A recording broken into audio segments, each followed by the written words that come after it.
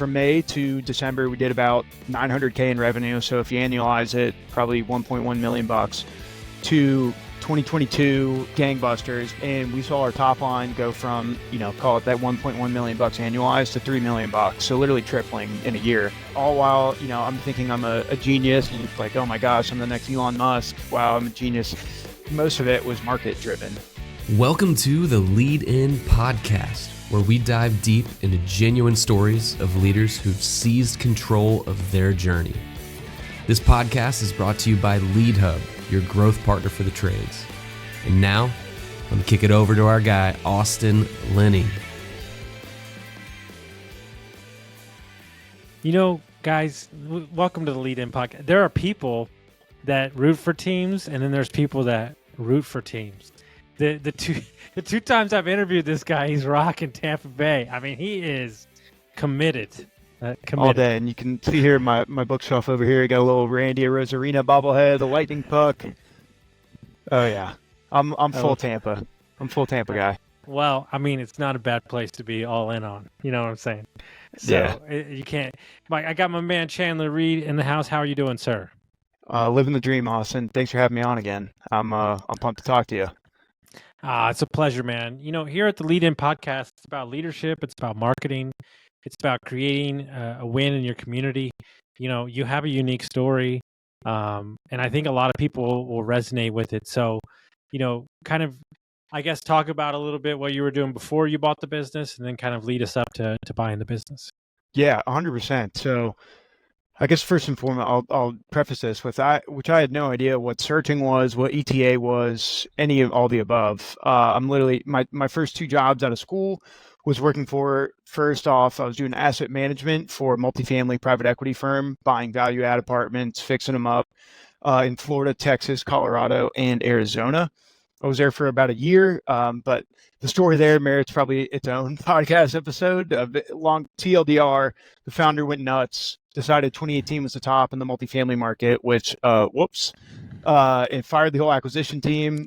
And luckily the asset management team was there to stick around. So I kept my job, kind of saw the writing on the wall. This wasn't a great work environment for me. From there, I moved on to what I would classify as truly my dream job.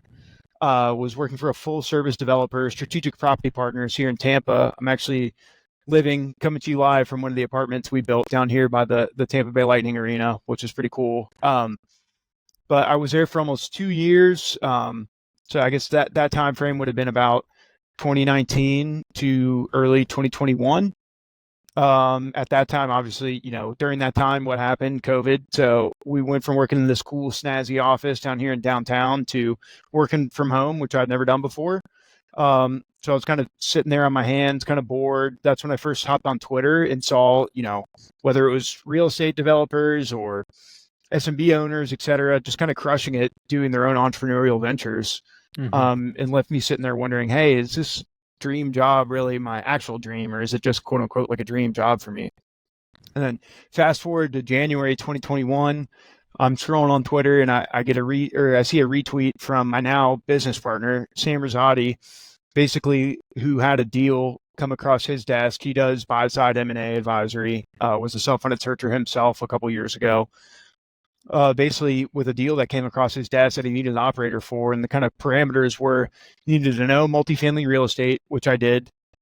You needed to have more hustle than capital, which I definitely did at the time. I was 25 and single, just working those two jobs that I mentioned earlier. And then you had to be able to relocate to Tampa immediately or already be here, which I was already in Tampa. So I saw that tweet. I was like, oh my God, this is kind of written for me. And lo and behold, the opportunity was to buy a multifamily lighting contractor, which was a gigantic turnaround. The seller had started a smart home installation business for multifamily, raised Series A for it. So basically, he just needed to dispose of this. His current investors were like, "Hey, dude, you got to get rid of the lighting business. We need you 100% focused on iApartments, that smart home business." So long story short, I connect DM Sam. We had a 15-minute phone call, realized we were just 1 or 2 degrees separated from being really good friends. We knew all the same people, both went to the University of Florida together, granted at different times. But I ended up bringing in my partner, Bert DeLejo, who was worked with him at that multifamily private equity shop. He was kind of like my mentor in the space, and he knew everyone and their mom in multifamily. So together, the three of us closed on the business together, and I stepped in as a day-to-day operator. And then that was April of 20. Up there. So there's people that are listening, right? You saw it. I just want to unpack it. You saw a tweet and you said, okay, I'm going to respond. First of all, what gave you the confidence to respond? And then how did you not lose it when you realized that this opportunity might work out? Yeah. So I guess what gave me the confidence to respond was, again, when I saw the tweet, I was like, all right, this is written for me. How many people out there have the multifamily experience, have more, household and capital, and are already in Tampa? So I'm like, okay, this is weird. It was almost like if you want to believe in some of the woo-woo divine intervention stuff, if you will, which I do to some extent. I thought the tweet was written for me. So I'm like, hey, and I guess really what gave me the confidence was maybe not confidence, but I kind of viewed it as a kind of like a regret minimization lens of like, hey, what if I didn't pursue this in 5 years from now? I'm still working the same job, maybe a promotion or two in the time. Would I have regretted not doing it? So that's kind of what gave me the confidence to do it. And then kind of, I think the second question was what kind of allowed me to keep it together as we were realizing how it was coming together. Blind confidence, if you will. I didn't really know. I guess a lot of it was I didn't really know what I was getting myself into, right? Like I didn't know what the best types of businesses to buy were. Certainly avoid anyone that's listening here that's a searcher. Do not buy any turnaround project-based construction businesses, please. It's a lot to deal with. And but yeah, I was just, and also having two partners, both one being Sam, who, small business M&A transactions is like riding a bike to him. And then having Bert, that kind of multifamily veteran, is just, for me to lean on and support me during everything. That was what kind of let me keep my head on straight. So there's every ambitious 25-year-old that's chilling in Tampa has spent his whole life dreaming about working on lighting for multifamily. I mean, it's so, I'm getting, you can hear my excitement in my voice, just itching. I loved how you were so driven to do something that the opportunity was what the opportunity was. It's not like, hey, maybe this isn't the right thing to do. I think my joke with young kids is like, you know how far you have to fall if you take a chance when you're young? You have to fall from the couch to the floor. Yep. Exactly. And I love that. So you buy the business, and then what happens from there? Yeah, so we buy the business, and the running joke in the kind of ETA community is, you want to try to avoid buying yourself a job. Well, I bought myself 10 jobs, but that's kind of, what I was looking forward to. Having gone from effectively an asset management analyst / financial analyst, literally doing Excel and Argus models all day, to being the CEO, being the COO, half of our accounting department, HR, head of sales, like you name it. I was just looking for really that experience. And I kind of viewed it as, a real world MBA with kind of a, maybe we make some money, maybe we don't, but I'm going to learn a ton. And then with a call option of maybe making a lot of money out of it. So kind of to paint the picture, this business was, as we learned later down the road, very intimately tied to the multifamily value add transaction market. And what happened after the kind of blur of COVID came back, people started doing deals again. We, basically 0% interest rates. That market started ripping. And so as did the company. So in 2021, it just remained the one dude, so ultimate key man risk in that deal, the one guy, project manager, who transitioned with us in the acquisition. Him and I running the show for 2021. We did about, from May to December, we did about $900K in revenue. So if you annualize it, probably $1.1 million bucks. To 2022, just gangbusters. We made 3 hires in office and 2 overseas talent, kind of VA operations coordinator type roles. And we saw our top line go from, call it that 1.1 million bucks annualized to 3 million bucks. So literally tripling in a year. All while, I'm thinking I'm a genius, like, oh my gosh, I'm the next Elon Musk. Wow, I'm a genius. Not really recognizing that, hey, a lot of this probably most of it was market driven. So we ended up finishing out 2022, basically, 7xing, granted going from 2, so probably call it 3 to 4xing our headcount and 3xing our top line revenue, paying off that seller financing. That was a primary mechanism for which we acquired the deal, to 20, where interest rates spiked at a unprecedented rate, I think, ever in history, which basically, number one, froze the multifamily transaction market, as well as all of the planned capital expenditures for 2023. That same money that groups use to plan and improve their properties with is the same money that they go to pay their interest expense on their loans, which a lot of these value add buyers, as I'm sure you've seen in the news, use floating rate debt. So basically, we got just double-sided whacked. All the projects that we thought we were going to get got pushed to next year, 2024, and all the transactions that popped up that we get projects from completely froze. So in Q1 of 2023, we did 10K in revenue of contracts signed, going from doing 3 mil last year. So a stark difference. And so as a project-based company, we're only eating when there's projects coming through. So we had to make some tough decisions. We unfortunately had to lay off basically everyone that we had hired the year before, minus one of the operations coordinators overseas. So we landed in kind of default alive mode. I don't know if it was the business gods rewarding us for making a tough decision, but in April, we had kind of a gangbuster month. I think we did 800K in revenue in that April. So it kind of brought us back to life, but the nature of that year and the nature of a project-based business, I think we ended up doing just north of 1.7 million bucks in 2023. So obviously a pretty steep decline from that gangbusters 2022, which kind of gets us to today, which I'm proud to report.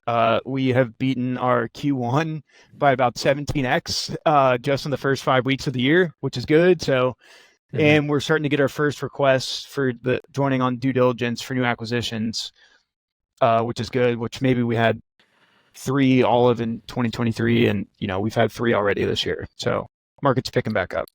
So I love that. So much. So you're, anybody that's listening out there, you went from working for somebody to being the boss, having partners, but then doing all these roles. Are you reading books? Are you just taking action? Like, how do you even know what you're doing per se? Yeah. So I guess the best analogy is kind of, we're building the airplane as it flies. Obviously, a bunch of new roles for me. So I brushed up on some accounting best practices, cash flow management, and then sales side. I'd never had to sell anything really in my life before, so I had to figure that out through some trial and error. I was reading a bunch of books, all the podcasts you can think of, signing up for courses, anything I could do to educate myself quickly. Mm-hmm. And then taking that kind of knowledge in my head that I just acquired and then applying it in the real world, seeing what worked, what didn't, and truly just building the airplane, as it flied. And I was thinking about this earlier today. You have an interesting business where I would imagine some of it's referrals, some of it's just getting your name out there. Like, how do you look at marketing and kind of presenting the business as a brand? Because we do a lot of commercial HVAC work too. That's not something that like you catch stuff off Facebook for. Yeah. Like it's like referral or they did this. Like, how do you view like the marketing of your company? Yeah, exactly. Now, some of their friends in the community also as well. Kind of the multifamily is technically commercial real estate. However, it's kind of a different beast. It's a very incestuous business. On the management side, these people are popping across all the, different management companies out there. On the vendor side, the sales reps are popping from whoever's going to give them basically the highest commission, et cetera. It's really not only just about who you know in multifamily, but who knows you. And so a lot of it was just getting our name and face out there and just really, trying to sell people on us. And luckily, our projects did a lot of the selling themselves. Most of the projects that we're doing are energy efficiency that have a pretty significant ROI to them. So luckily, I wasn't trying to sell, some brand new thing. I was selling the value, like not only financially, but then all of our projects were turnkey in nature. So I was selling a a term I like to use is, hey, when you go with us, you only have one neck to choke. We're supplying all the materials, we're supplying all the labor, and we're doing ongoing warranty support thereafter. So it's almost like a set it and forget it, as well as a pretty solid financial return on our projects as well. I tell people, anybody that's wanting to buy a business, sell a business, start a fund, all these things, right? People buy through a bridge. And what I mean by that is, like, I see it, I do it. Okay. My dad is in a mastermind full of dentists that invest, right? And he's a dentist that sold his business. It's super easy for him to mentor younger dentists because he sold his business. Now he's invested in real estate. If I were to go up there and be like, hey guys, we're going to do this real estate thing, they'd be like, I'm good, bro. Thank you. Though. Yeah. Well, yeah, you know, and that is a form of marketing that I don't think a lot of people talk about, right? When you know you've been in the space, that one project you do for said customer, you know, might turn into 10 or 20. The commercial business is like that. Yeah. It happens just like that on residential. Exactly. And yeah, for me too, as well, like coming in as, you know, I knew multifamily, luckily. So I was a client of our new vendor business. So I could talk the talk, the ROI, the jargon, calling it a community, not a property, calling them community managers, not property managers, et cetera. So that kind of got me a level of trust. But then as well, you know, a lot of the people were 10, 15, 20 plus years my senior, looking at me like, who's this snot-nosed kid coming to me trying to sell me a lighting project. So I had to basically earn all the respect of our clients. And like you mentioned, just once we got in, a lot of times, you know, we typically would do a project that maybe today we wouldn't do because it was too small, but we needed to get that foot in the door with them somehow, see our process, see how well we worked, and see how well we executed, going above and beyond. And once we kind of gained that trust from them, the kind of doors opened for us to do more projects with them. You said something super important there. You knew the language of the space. See, I work private equity lending, and there was a language, right? Yeah.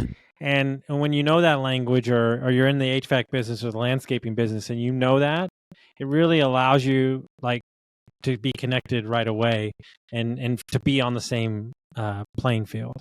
Exactly. It kind of allows you, all right, this guy, you know, he's at least has a foot in the tent of trust, if you will. He knows what he's talking about. But, you know, I'm not gonna lie, there's some times where they would hit me with a technical question on, hey, are these lamps going to be bypassing the ballast and the fixture? And I was like, oh, I should really know that. But for that, I'd just say, hey, you know, I believe so. Let me talk with my project manager and I'll get back to you as soon as possible.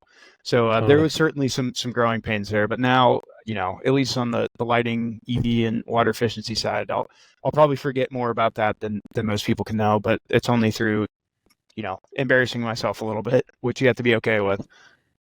So how many current employees do you have right now? Yeah, so we are still right now in that kind of reduced headcount state. So it's me, our now vice president of operations, which was the guy who transitioned with us, and one operations. She's recently been promoted to operations manager. She crushed it. She basically runs our whole back office for us, which is great. But I'm excited to announce we currently have 2 job openings listed right now, both on the biz dev side and a project manager role. And we've kind of done a strategic way to expand our capacity without taking on so much overhead, which we've kind of learned that the hard way. We've now basically negotiated rates with a lot of our subcontractors. We sub out all of our labor in our projects. We've trained them up and supplied them with everything that they need to kind of help us with the boots on the ground initial on-site assessments to help put together our scopes, which we then create proposals and bids based off of. So it was a way for us to kind of, instead of, hey, paying someone $75K base salary plus, you know, all the employee load that comes with that and the benefits, et cetera, to go sit there and go fly across the country, do assessments, do project management for us. We've kind of strategically worked with our best subs across the country to basically be our kind of boots on the ground force so they can, you know, drive and do that. And we'd pay them, you know, a fee for doing that and guarantee that should we win this contract, they'd get the business. And how do you guarantee that they're going to represent your brand the right way? Yeah, that's a great question. Just a ton of documentation and on-site training, you know, so we've been towards the last half of last year and earlier this year, literally flying, meeting them at their shops, running them through our basically proposal design software where we use to collect all of our data to create our bids. And then ensuring them and actually going with them on site a lot of times too. Hey, we'll do the demo for your whole team. And then, hey, let's actually go on site for a real opportunity and we'll show you exactly what we're looking for, which gave us the kind of confidence that, hey, all these are going to be, quality control to the level that we're looking for. Because I don't think one of the things that surprised me the most as a business owner, and maybe I'm calling myself out a little bit, because I've never really had a job that I cared about, like my paycheck, because I've always been like commission based or like selling something. So it was never really something I cared about. I don't think that people understand as a business owner how much goes into paying your staff. It's not just the hourly rate, it's the insurance, the 401k. Oh, yeah. And so if you can figure out a way, whether that's offshore work or it's I remember looking at an HVAC company in Oklahoma that had 8 full-time employees and the rest was subcontracts. They were doing like 30 million a year. I'm not saying I want to do business that way, but there is certain ways, especially if you do business all over the country, there is ways to, optimize. Exactly. So we kind of took the lessons learned from our first few years and we're like, all right, we know what got us in trouble last time. How can we be more thoughtful about this? And so we've now kind of solved for the fulfillment side, and especially getting that new project manager will help solve that even more. And then getting this new biz dev person in will help us kind of add gasoline onto the fire. And you're very excited about those 2 hires, so you can. I can't wait. I've been sitting there like just basically sitting on my hands playing defense all of 2023, and then finally now we're you can just tell, just being on the ground, talking with our clients, talking with everyone out in the market, like, hey, it's coming back. And so now it's finally like, all right, I get to go back on offense. We had the punt last year. This year we got the ball in our hands and we're ready to punch it in the goal line. I love it. And before we jump onto something else, what's the long-term vision, let's say 3 or 5 years out of the company? Yeah. So initially I had a much grander vision. We're going to be doing every single type of green energy project you can think of, which I learned the hard way. It's better to go deeper in something that you already know how to do really well and saturate that before even considering some other project line. So I'm not going to make that mistake again. I'm looking to do as many lighting, EV charging, and low flow plumbing projects as humanly possible. And then we'll start tacking on some other stuff like solar, insulation, anything you can think of. There's some smart paint out there, for lack of a better term, that kind of is heat resistant and for the buildings, all that stuff I kind of have in my long-term whiteboard, but we're just focusing on the stuff that we know how to do really well and doing more of it. I love that. And so, you were a searcher, you jumped in and bought a business, and y'all will buy more. And so you're very passionate about other searchers who are looking for a change. So walk us through this boot camp that you created with your partners and how cool of an experience that is. Yeah, it's been incredible. So like I said, I kind of fell into the space ass backwards. Most people figure out about searching. They read the books, they listen to the podcasts, they go to an accelerator like SM Bootcamp or Acquisition Lab. There's a ton of other great ones out there. And I bought a business and then figured out, there's this whole thing about searching. So luckily, having Sam as a partner, I would come to the in-person boot camps that he would run here in Tampa, which are basically 3 days. You can go from someone, hey, I've heard about this ETA stuff, I want to learn more about it, raise my hand, to after the boot camp. I got to do this. I got to remind myself. What is ETA for people? Oh, yeah. ETA, entrepreneurship through acquisition. It's basically the bucket that all of the different various search methods fall into. So instead of starting up a business. And what are those search methods? Yeah, so we have traditional search, which is you're raising money and you're starting a search fund. You're raising money from investors to fund your expenses throughout your search.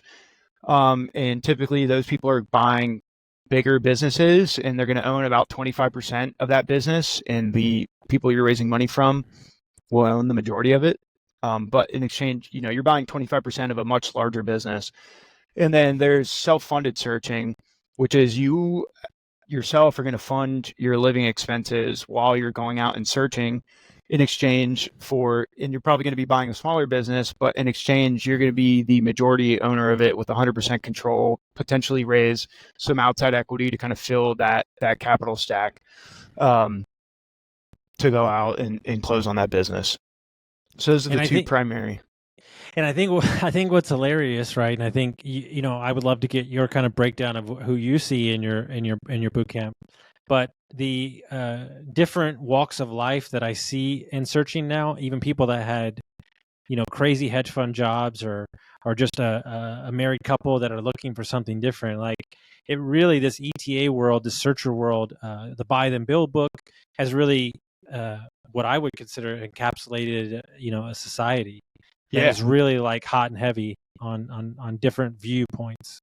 Yeah, 100%. So I would say in the traditional world, it's, mainly been MBAs from Ivy and Stanford, et cetera, the kind of more white collar, finance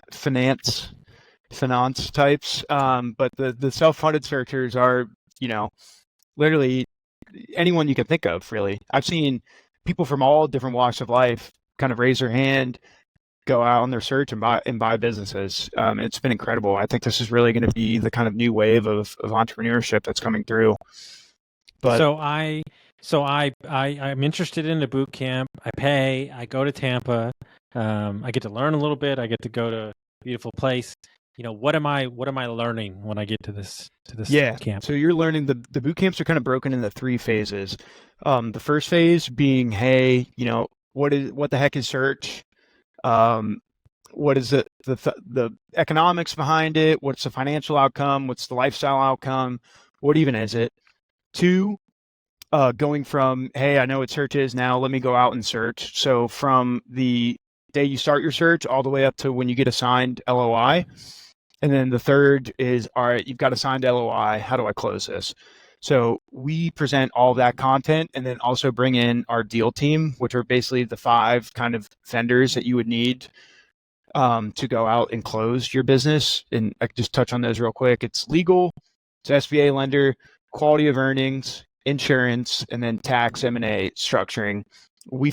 All those people fly in to Tampa to give their presentation, join us at the dinners, both nights of the boot camp. And it's really a fantastic time. And then the last day is we bring in some case studies. So it used to be myself and some other successful searcher CEOs here in town. But the coolest thing is now we've been doing these boot camps for long enough that like 90% of the case studies are actually SM Bootcamp alumni who've come through the boot camp, were in the searcher shoes themselves, went out and bought a business and come back to tell the story. So it's really powerful because the first 2 days are, very informationally heavy. It's like drinking through a fire hose. But then on day 3, we kind of let you down softly and say, hey, all this information that you learned actually can be used. And here's some people who have done it. And I would look, and I'm not here to debate. There's a million different ways to buy a business. There's a million different businesses to buy. But I would say the most alarming thing to me, that is just a stat that I couldn't wrap my head around, because it's like, it doesn't make sense. When I heard that an SBA loan from the government, you could put 10% down, you could buy basically a $2.5 million business for $250,000. I was like, oh wow, like whoa, that was like, to me, the stat that like kind of opened Pandora's box for me, and I was like, I gotta learn about this. Yeah, and now the SBA has recently revised their SOP to where you can actually, there's plenty of stories out there now to where you don't even actually have to put 10% down equity yourself between you and your investors. You can leverage full or partial standby notes as well as seller rollover equity to kind of complete that 10% gap. So, I mean, I can't tell you how many stories I've heard of people going and buying those $2.5 million businesses, even greater, putting in maybe tops, like in some cases $0, which is kind of crazy, all the way up to, maybe 10, 25K of their own money and becoming the full majority owner of one of these businesses. I love it. So before we get out of here, the podcast is called Lead In, and it's about leadership and other things. I have an interesting question that just piqued my mind. Yeah. So you're wearing all these hats. Yeah. So typically leadership is defined as leading other people. Yep. You're leading yourself. Yeah. And how easy is it for you to cut corners? How did you lead yourself during good times and bad times to stay motivated and focused on what you were doing? Yeah, that's a great question. And I think part of the thing I realized is like, I have searchers asking me for advice all the time. Other SMB owners ask me for advice on stuff. And I feel like I give great advice, but it's really hard for me sometimes to take my own advice, doing things the right way and trying not to cut those corners. And I guess the probably the best way I would answer that is, a shortcut. That's the same way I explain to our client our value proposition, because a lot of times we're not the lowest bid, but cheaper is always more expensive in the long run. So it's better to, and whether that's cheaper financially or cheaper from an effort standpoint, putting forth that extra effort, time, attention, effort, and doing it the right way up front is going to pay back dividends for you down the road. So just never taking any shortcuts, trying to do things the right way up front, making sure you're documenting everything as well. I mean, this could apply to anything within your business, whether it's documenting processes that you're doing yourself. You're never going to be able to delegate anything that you're doing without having those systems and documents in place. But just spend the time up front doing it right the first time and up front, and it's going to save you so much time and effort down the road doing it the right way. Even though it might drive you crazy in the beginning, you might lose some sleep, you might incur some stress, but I promise you, if you keep at it the right way, it's going to pay off in the long run 10 times out of 10. I would say a lesson, just to add on to that, like my fiance like buys, like if it's like boots or like something like that, like she buys nicer stuff than I would buy. Yeah.